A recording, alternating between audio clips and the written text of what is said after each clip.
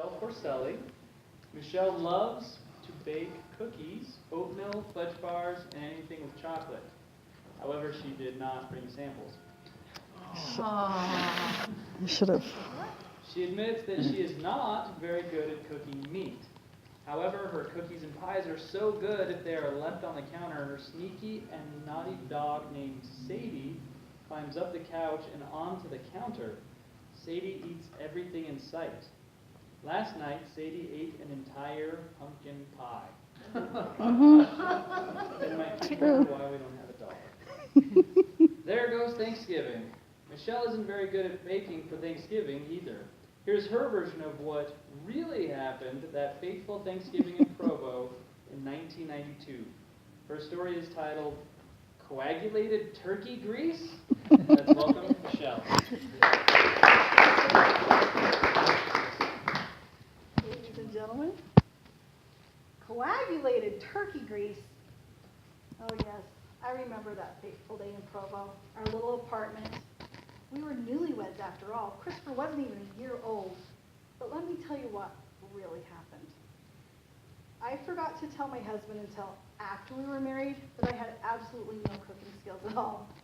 My mom did everything for us. She cooked, she cleaned, but I could clean the toilet, I could vacuum, and I could dust, and I knew how to make macaroni and cheese. Every little bit helps, right? So I was a little confused when I received a phone call and someone asked me to become the homemaking leader. Homemaking is where we have a huge group of women who live in the same area, and they get together once a month to talk about how to be a better wife, a better parent, how to cook, how to clean, how to crochet, anything, right?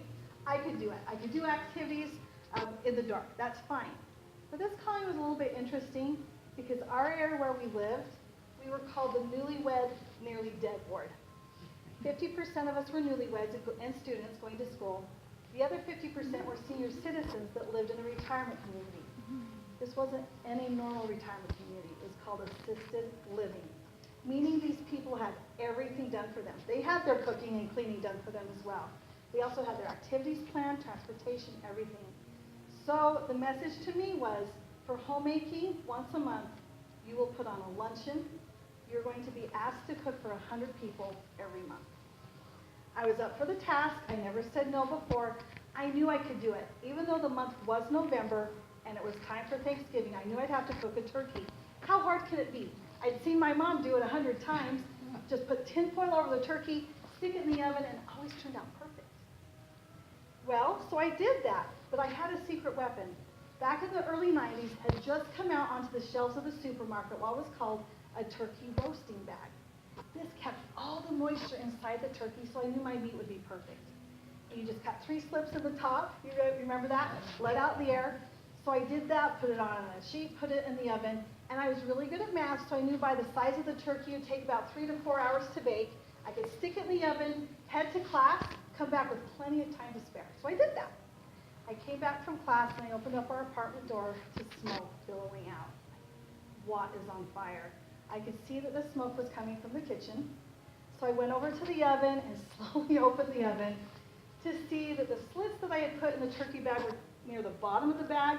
So the oil was leaking and grease was leaking out onto what I thought was a great roasting pan, but I used a cookie sheet. And it was dropping from the cookie sheet onto the hot plate that's at the bottom of the oven. And every time it hit it, it was sparking into a fire and creating smoke. My turkey wasn't done cooking, and so I knew I had to get the grease out fast. It was too hot to just wipe out and get burned, but I had to prevent a fire. And so what I did what any logical person would do.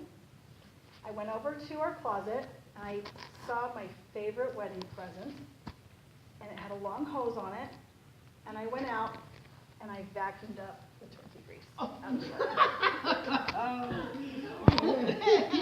Hey, it worked like a charm at the time, right?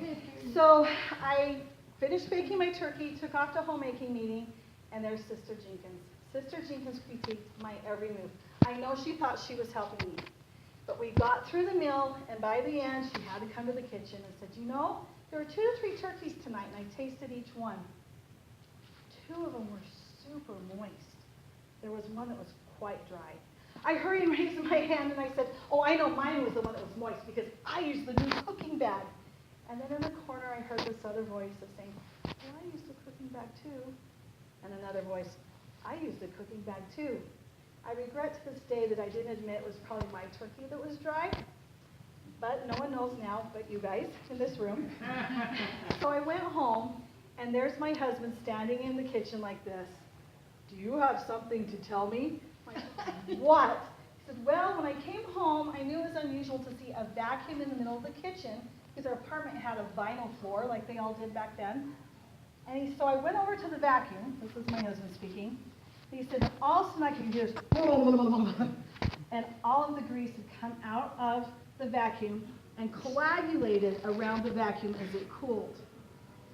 And so I told him what had happened, and in his tender mercy, we took apart every piece of that vacuum and washed it and put it back together. And you know that vacuum lasted 5 more years? I've learned a few things from that lesson. Number 1, always be honest about your baking skills. Number 2, don't vacuum turkey grease.